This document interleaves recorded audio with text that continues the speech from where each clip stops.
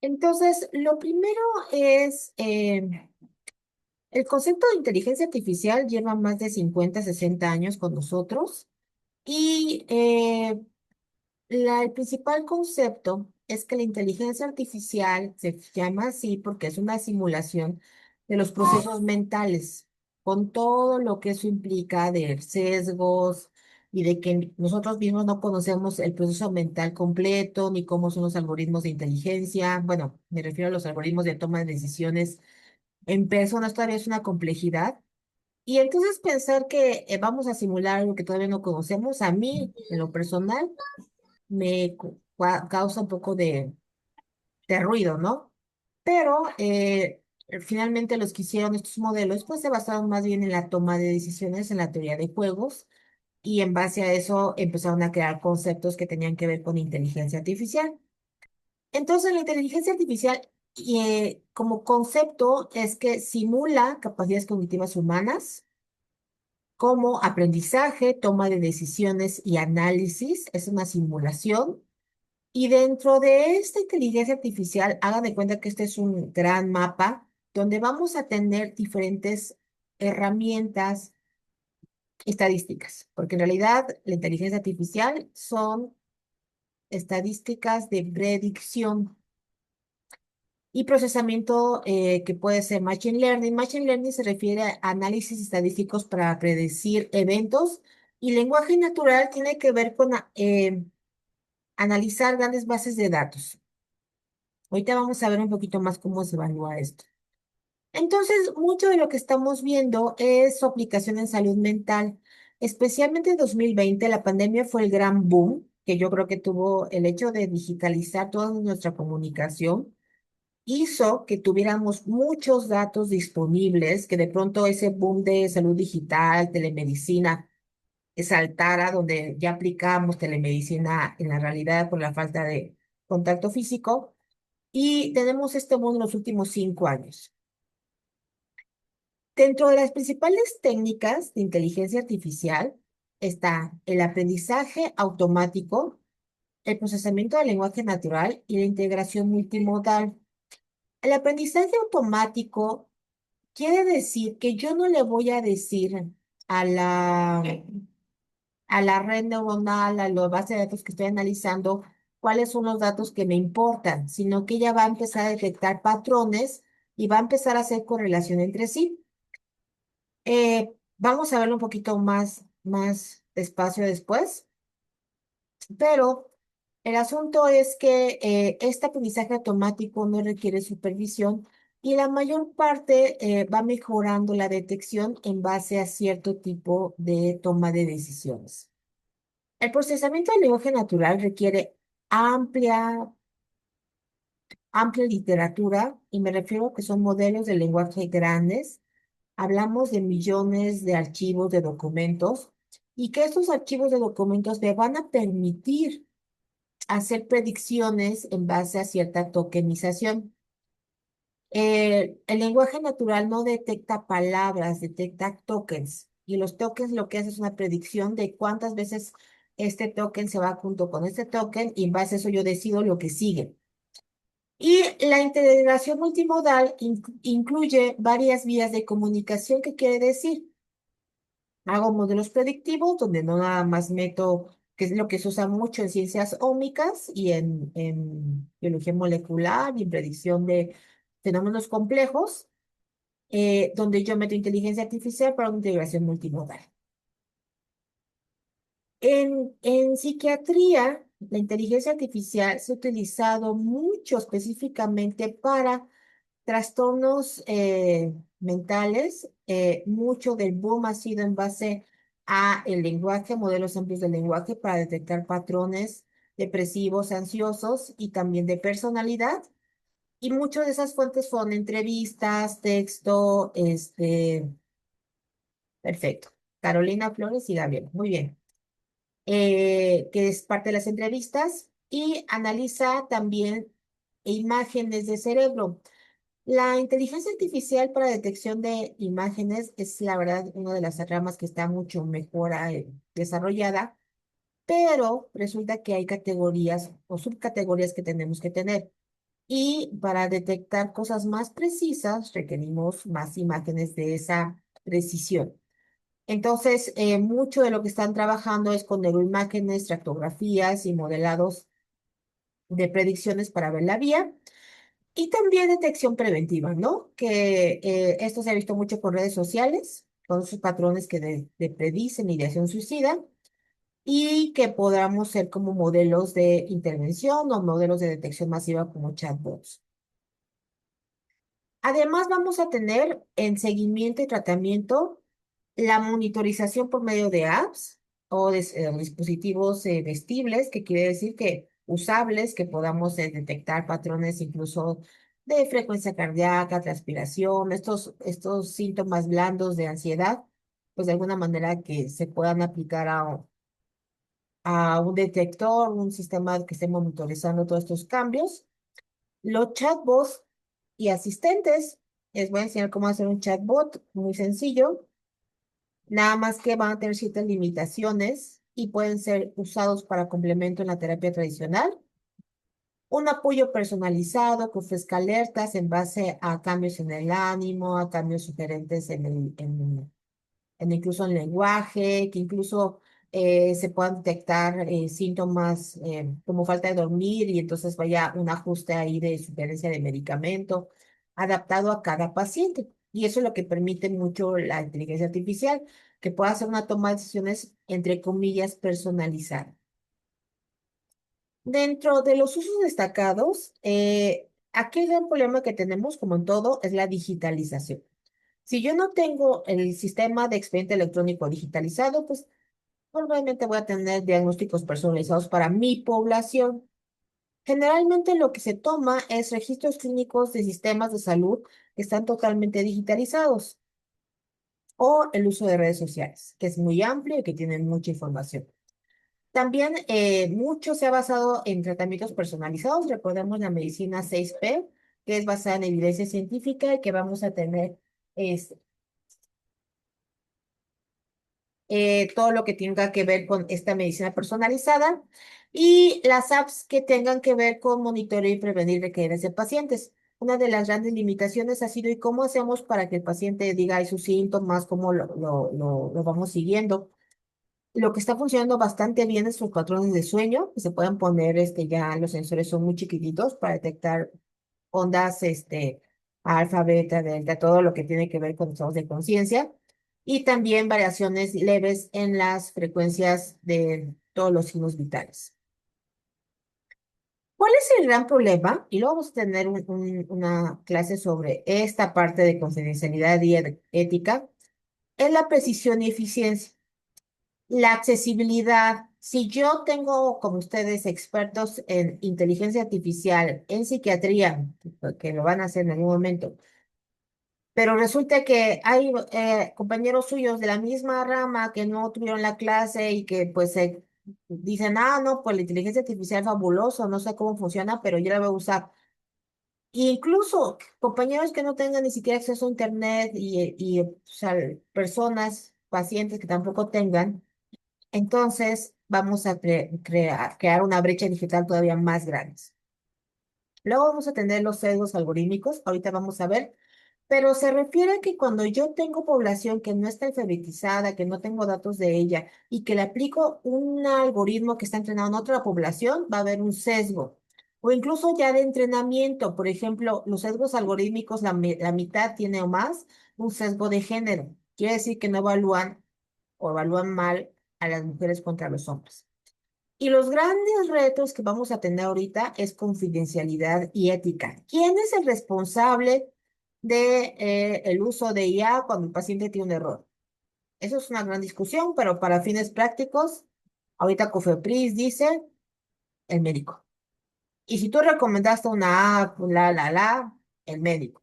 ¿Y qué van a aplicar? Los mismos lineamientos que tiene Cofepris para tecnología en salud, los mismos van a hacer para IA, que yo creo que es una gran limitante por lo que vamos a ver ahorita. Eh, Vamos a tener una transformación en salud mental. Yo creo que dentro de todas las especialidades, psiquiatría es la que más va a consolidar tratamientos e intervenciones basados en inteligencia artificial. Y mucho de eso va de la mano con la creación de algoritmos propios y que vamos a tener el gran reto de que, como siempre, la regulación y validación viene tarde. Entonces, vamos a tener que usar la inteligencia artificial porque si no vamos a aumentar todavía más la brecha que tiene México con otros países para llegar a tener seguridad y eficacia y piensen que cualquier modelo de inteligencia artificial tendría que tener una validación como si fuera fármaco. Así, estudio de tercera fase para primero en población abierta, luego comparado con placebo, luego comparado con otra intervención. Debería de ser lo mismo.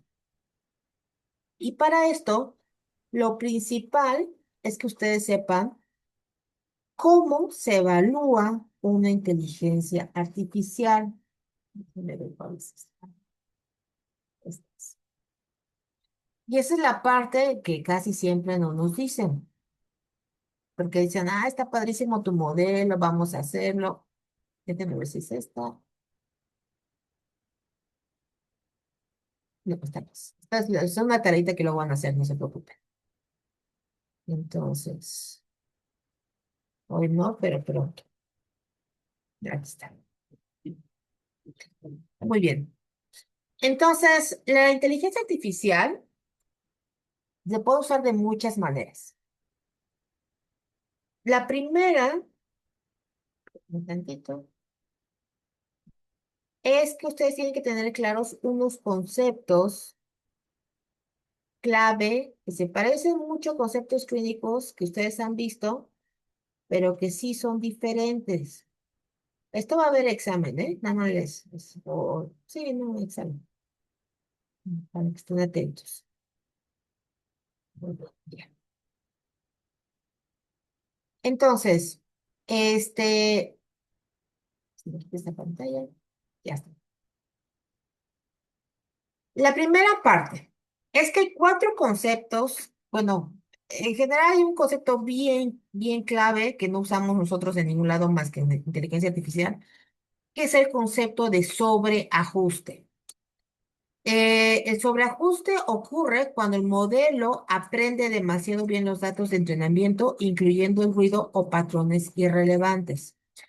Como resultado de esto, el modelo parece que predice muy bien con tasas altas de sensibilidad y especificidad. Pero ¿qué ocurre? Que cuando yo le pongo datos nuevos, lo hace horrible y ni siquiera nos enteramos. Y eso hace que haya signos de que no debemos generalizar el diagnóstico que haga ese modelo porque tiene sobreajuste. Ahorita vamos a ver un concepto que es importante, que es la curva ROC, que seguramente ustedes ya la conocen, pero les pongo un ejemplo de esto. Imagínense que crean una red neuronal con perros, con caritas de perros. Y entonces entrenan la red neuronal con caritas de perros y cuando le pone una persona, te dice, ah, también es un perro y es un perro bulldog. Ok, resulta, y que te va a decir, estoy seguro con 99% de certeza de que es un perro bulldog. Pues esa red, como solamente aprendió los bulldog, cuando le decías otra cosa, no lo reconoce bien.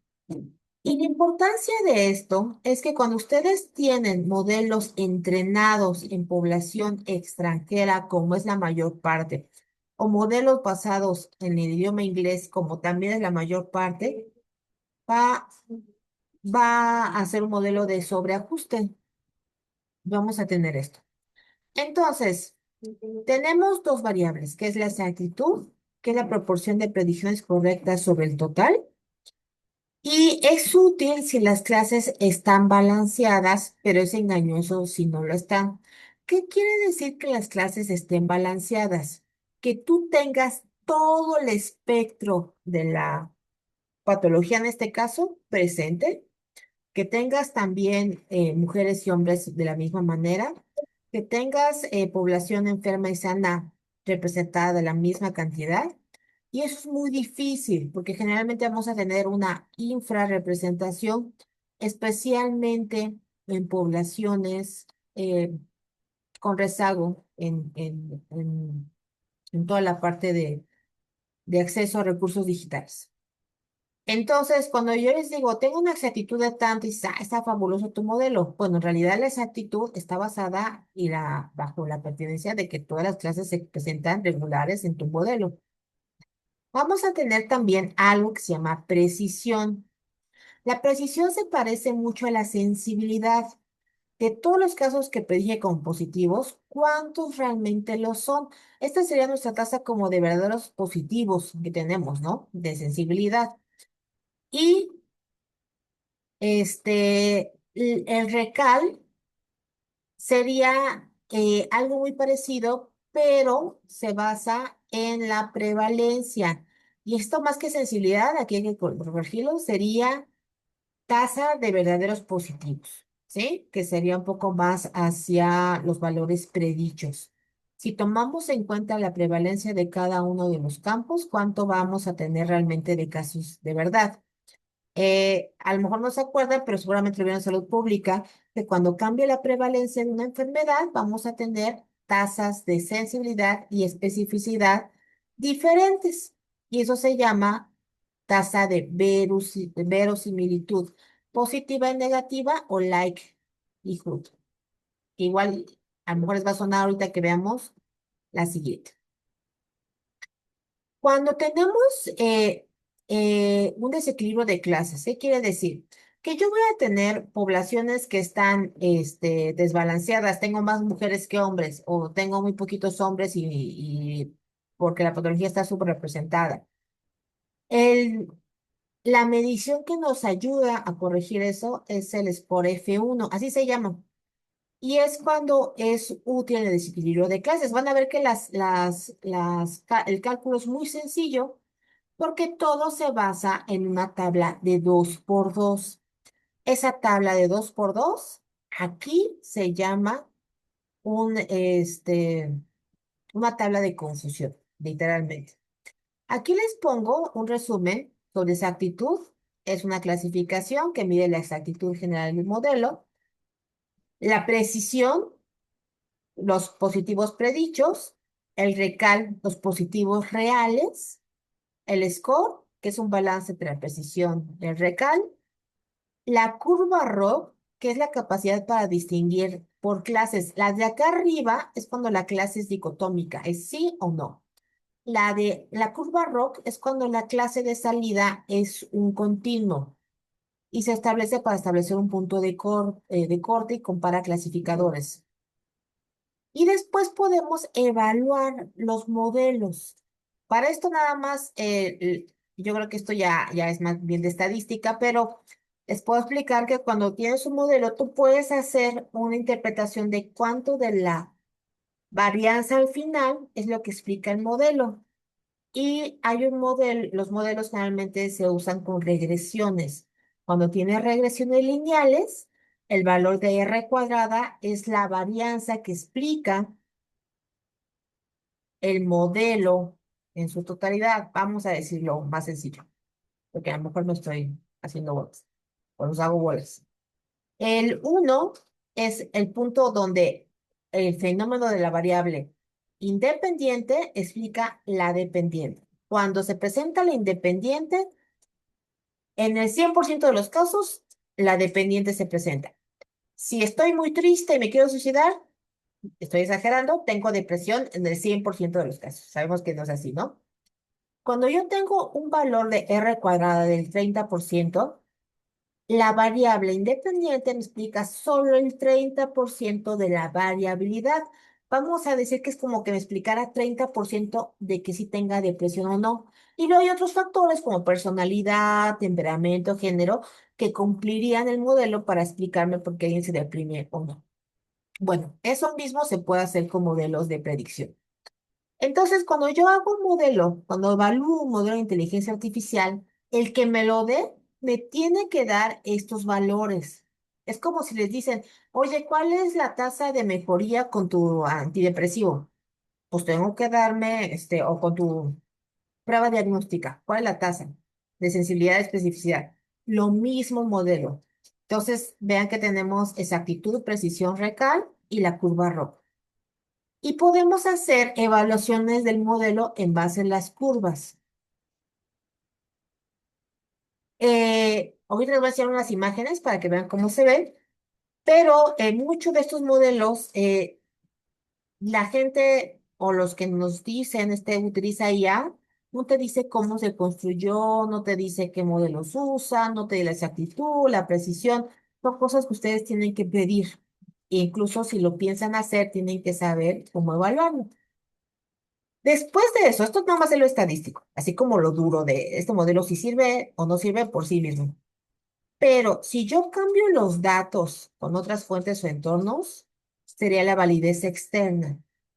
Y si yo no le he dado estos datos, no he visto esta corte, de todas maneras hace buen diagnóstico, es la validez externa del modelo. Y muchos modelos a veces no funcionan aquí. Cuando yo pongo al modelo a prueba, ¿qué quiere decir ruido? O datos faltantes o adversarios. Quiere decir cosas que se parecen mucho, cosas que van contra el modelo. ¿Qué hace el modelo? ¿Se mantiene estable o hace inventos? Por ejemplo, la alucinación es una respuesta a la alucinación como término en inteligencia artificial. Se refiere a que el modelo de inteligencia artificial inventa la respuesta sin ser esta cierta. Eso se vio muy claro con los modelos de lenguaje, pero también el de las imágenes. El que al principio los modelos de imágenes pusieran 6 dedos a las personas, cuatro manos, cosas así, son respuestas de alucinación. Y el modelo no se da cuenta de que está inventando datos. ¿Quién se va a dar cuenta? Nosotros. Otra cosa que han escuchado seguro mucho, les han dicho, no, es que la inteligencia artificial no se puede saber qué pasa porque es una caja negra y no sabemos cómo funcionan los algoritmos de toma de decisiones. Esto es parcialmente cierto. Yo puedo saber cómo los modelos de inteligencia artificial funcionan y qué detectan y qué miran. Una pregunta que siempre nos hacemos como clínicos es, oye, ¿y cómo llegó al diagnóstico de que si tengo retinopatía? Si no, ¿qué vio el modelo? Así, entre comillas, ¿qué vio? Bueno, la mayor parte siempre dicen, no, es que no se puede saber. No, sí se puede saber y hay modelos que le llaman ingeniería reversa, que quiere decir, vamos a ver qué hizo. Tú puedes evaluar el modelo sin necesariamente saber cómo funciona. Es decir, tú nada más ves la entrada y la salida. Cuando el método no necesita saber qué hace adentro, sino solamente sabiendo la entrada y salida, sabe qué pasó en medio, se llama método agnóstico, como si no creyera. Los basados en perturbación, o como que causar así como una alteración del modelo, funcionan si cambias una de las variables que el modelo se llena y la quitas o lo alteras, ¿qué tanto cambia? No sé si tengan mucho de psicometría, pero en la consistencia de alfa de Cronbach para ver ítems que tienen correlación con la escala, si vas en el CPS, hay una sección que dice, si yo quito este ítem, la consistencia sube o baja. Pues ese es un método de perturbación para ver si ese ítem pertenece a esa escala. ¿Qué te dice? Ah, si estás tomando en cuenta los datos que sí corresponden a esa escala, o este ítem no corresponde y si lo quito hasta tu escala está mejor. Y eso ve cómo afecta al modificar levemente los datos, el cómo el modelo se ajusta. También puede irnos a los que hacen el análisis, que nos digan cómo se interpreta y se explica. Por ejemplo, si yo hago una contribución a las variables de salida numéricas, es como decirle, creo que mujer es una variable muy importante para que se desarrolle depresión. Entonces le voy a asignar un 10 de valor, como darle una ponderación. Y entonces, al darle esa ponderación, yo me doy cuenta cómo impacta el modelo al final. Eso nos permite que podamos predecir cuál es la variable de mayor peso al final o cuáles son las variables que hacen la diferencia. Esos modelos se llaman POSOC. Se hacen análisis de varianza para saber entre qué grupos hay diferencia y eso se llama un análisis POSOC para ver en dónde vas a hacer el análisis. Ok. Otro modelo que es el LINE, por así llamarlo, es un acrónimo. hace modelos de regresión lineal para volver el modelo, por así llamarlo, más simple para decir qué es lo que me está prediciendo cada cosa. ¿Por qué este paciente que fue diagnosticado como depresión grave es grave? Ah, pues resulta que porque se quiso suicidar. Ah, ¿esa es la variable que estás tomando de regresión lineal? Sí. ¿Cuántas veces se quiso suicidar? Es mi regresión lineal para explicar que él específicamente es depresión grave. Y nos da un modelito de una línea donde diga hacia dónde se va, ¿no? No necesitas saber otra vez cómo está formado el modelo por dentro, solo necesitas saber la entrada y la salida, es visual y es bastante comprensible. Este modelo es muy útil, pero para ver redes neuronales convolucionales. Estas redes no requieren que demos los datos etiquetados. Nada más para recordarles, podemos tener datos etiquetados y no etiquetados. Etiquetados es que yo diga, todos sus pacientes están deprimidos, porque yo ya hice el diagnóstico. No etiquetados quiere decir que ahí te mando los pacientes y tú me vas a decir quién está deprimido o quién no. Bueno, en imágenes, para hacer redes neuronales convolucionales se necesitan millones de imágenes. Eso es muy importante. Cuando yo doy datos no etiquetados, necesitamos muchísima información. Y lo que hace este modelo es decirte qué parte de la imagen contribuyó más a una clasificación. Por ejemplo, qué zona de la radiografía llevó a diagnosticar neumonía. Eso es muy útil, por ejemplo, si yo quiero saber qué área del cerebro me está diagnosticando que tengas depresión porque tienes atrofia del hipocampo, no sé. ¿Cuál es el problema? Que lo que ve el modelo no necesariamente tiene plausibilidad biológica. Les pongo un ejemplo. Hace poco hay un artículo que analizó qué es lo que estaba viendo, entre comillas, el modelo de detección para hacer diferencia entre perros y lobos. Y uno podría pensar, pues seguro era el pelo, el hocico. Pues no, la diferencia era que los que tenían nieve contra los que no tenían nieve. Y los lobos aparecían más frecuente en la nieve que con los perros. Y entonces, ¿sí? ¿Qué tiene eso que ver? Bueno, pues así vamos a encontrar diferencias que no necesariamente tienen que ver con razones clínicas, ¿eh? O que a lo mejor es una razón clínica que todavía no sabemos y esta es también una posibilidad de investigación. Vamos a también tener los mecanismos de atención. Esto es principalmente para modelos de lenguaje amplio. Los modelos de lenguaje amplio lo que detectan son tokens. Entonces, un token ni siquiera es una sílaba, es una fracción de letras que se repiten, como si fueran los códigos de genes. Pues imagínense que es así. Entonces, él lo que hace es la tokenización, hacen vectores, y si se acuerdan de la preparatoria, quiere decir que yo tengo una fuerza para acá y luego otra fuerza para acá. Y entonces empieza a hacer vectores de donde los tokens se predicen mejor lo que va a seguir. Para lograr que tú tengas millones de tokens o de imágenes, necesitas un lenguaje muy amplio. Y lo que te va a decir es en qué fragmentos del texto miro para detectar que ese paciente estaba deprimido. Y o qué imagen miro. Eso se utiliza mucho para detectar cuáles son las palabras o conceptos clave que se utilizan en los chatbots para predecir, por ejemplo, suicidio. A veces nos sorprende porque no necesariamente quizás sea suicidio, pero requerimos un análisis explícito para esto. Para fines prácticos, entonces, en inteligencia artificial vamos a tener tres términos que son muy importantes para saber cómo podemos analizar el modelo. Entonces, hay ingeniería agnóstica, que no necesito saber cómo funciona el modelo, puedo literalmente saber lo que hizo en medio, sabiendo el principio y el final. Cuando yo cambio una de las variables para ver si se modifica mucho su predicción, ese es un modelo de perturbación. ¿Qué pasa si cambio de 30 a 50 en cuanto a su peso? Y post-hoc siempre va a ser, después de que ya hice mi análisis, ¿cómo puedo ver dónde están las diferencias? El modelo ya fue entrenado y ahora quiero ver qué pasa. Algo que es muy importante es que el modelo puede perpetuar desigualdades o ampliarlas y tiene que ver mucho con cómo está entrenado. Para fines prácticos ya les aviso que el modelo de los que usamos pues tiene una brecha de género amplia. y una brecha latinoamericana, porque los modelos nunca son entrenados en Latinoamérica.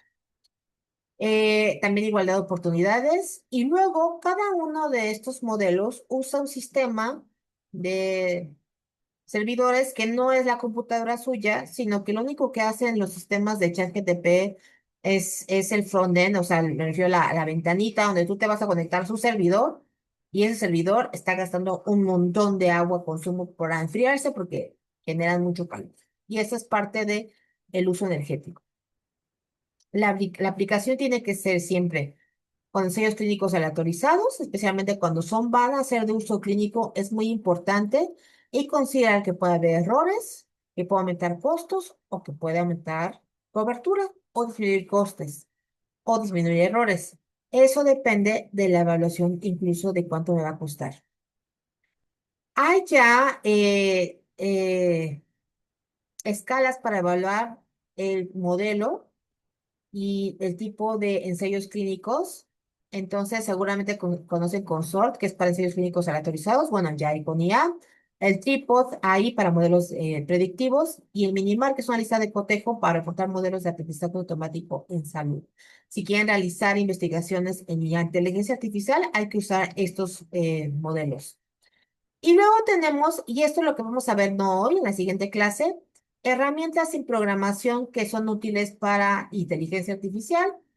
Me voy a centrar mucho en ChatGPT y también me voy a centrar mucho en análisis de imágenes y en herramientas que ya requieren un poquito de programación, bueno, mucho, la verdad, y que es todo lo que vimos sobre la mayor parte de que en Python y es para hacer ya sus propios modelos ustedes, ¿sí? Que ya es otra cosita. ¿Dudas de hoy? Son muchos conceptos, ¿eh?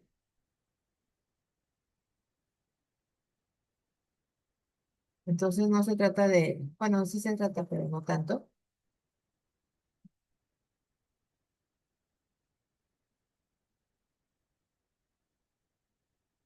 Todo bien, seguro. Bueno, vamos a ver en el examen, sí, todo bien. Les enseño uno, que está muy sencillito. Nada más para que vean cómo se ve.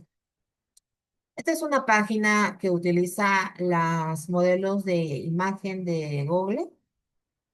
Entonces, lo que te permite es hacer un proyecto de audio, de imagen, incluso de posturas para la webcam. Y yo puedo hacer, a ver si me detecta la imagen. Ah, es que estoy usando la con Zoom.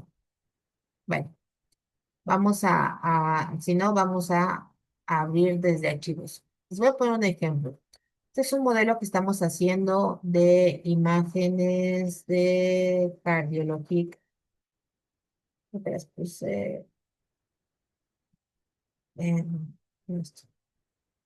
Son electrocardiogramas normales contra electrocardiogramas contra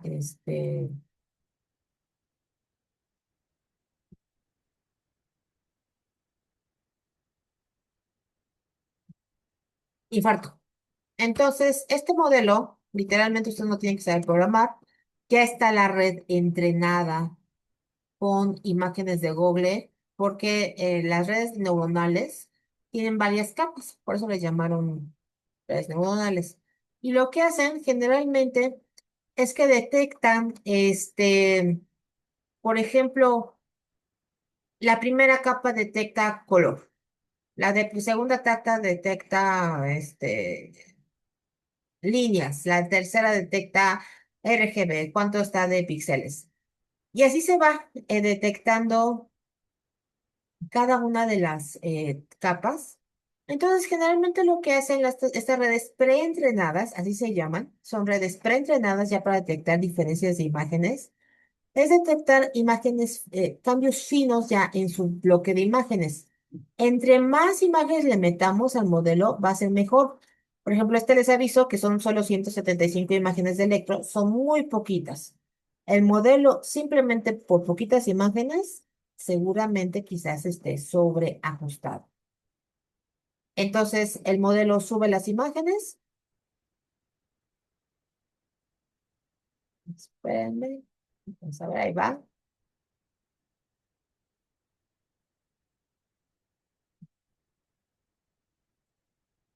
Creo que espero que no la haya cancelado. Pues, ¿cuánto subió? Que no le subo nada más 30. Un poquito porque,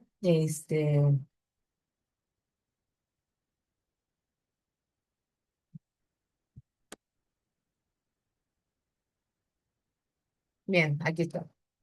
Voy a subirle bien poquitas.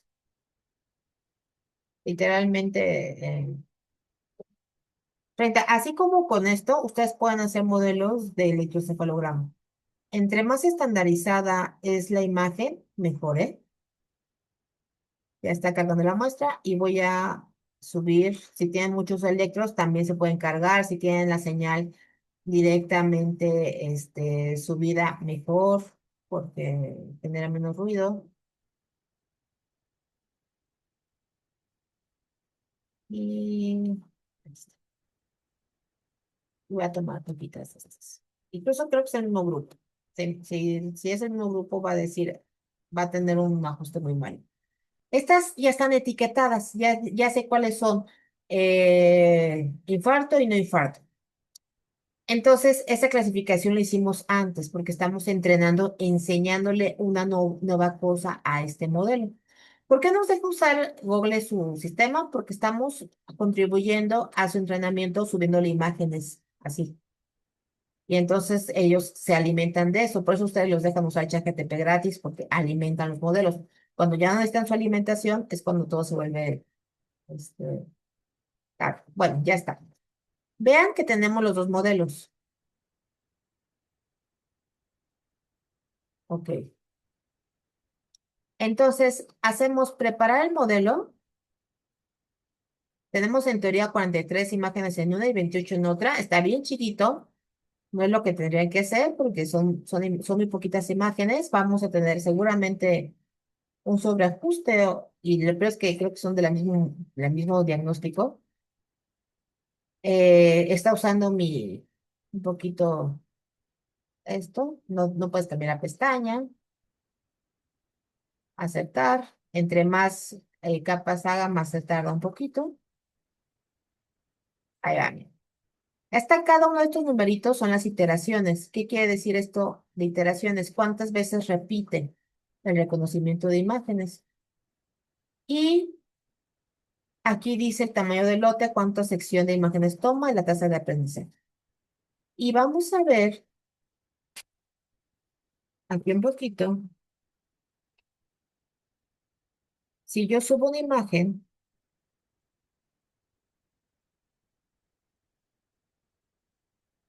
vamos a poner esto, me va a decir en algún momento, esta quiero que la subas, hacer el diagnóstico, ¿sí? Esta parte de hacer el diagnóstico que ya tendría que haberlo hecho, te va a dar las curvas ROC. Las curvas ROC quiere decir que no hace nada. ¿Qué tanta sensibilidad o no tiene el modelo?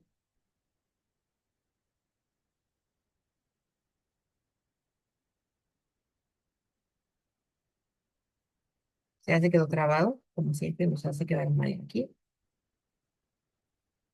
Pero bueno, les voy a enseñar la curva ROC. Esta es la curva ROC del modelo. Pueden ver que está bien bonita, está casi perfecta, está sobreajustada. Ya les digo que está sobreajustada. Vean, esta es el modelo, si le cambia, se cae. Esta es la configuración de pérdida de sensibilidad cada vez que vamos aumentando. Y esto tiene que estar en realidad lo más cercano posible el azul y la roja. Quiere decir que el modelo es bueno. Aquí es obviamente malo. Las imágenes son muy malas. Y podemos hacer lo que es exactitud y cuántas muestras toma. Y esta es la matriz de confusión. Vean que es una tabla de 2 por 2 como la que ustedes conocen de sensibilidad, especificidad, estándar y estándar de oro y la nueva prueba que están utilizando. Esta es la matriz de confusión con los que obtienen los datos de sensibilidad y especificidad. Este modelo está muy malo. Pero si yo le creo a esta sensibilidad de ese punto 6 y a la clasificación de especificidad, que sería así como Para detectar sanos es casi perfecta. Este uno es una falacia, ¿sí? Es como si tuvieran uno de exactitud que siempre le atina. La clase 2 obviamente está sobreajustada. ¿Dudas con esto? Esto es un poquito cómo se ven los datos de cualquier modelo de inteligencia artificial cuando son de imágenes. Aquí se pueden poner en esta tres tipos de clase. Ustedes pueden poner otra clase aquí, por ejemplo, y pueden subir o salvar su modelo al sistema. Listo. Muy bien. Perfecto. ¿Dudas de alguno? ¿Seguro que no hay dudas?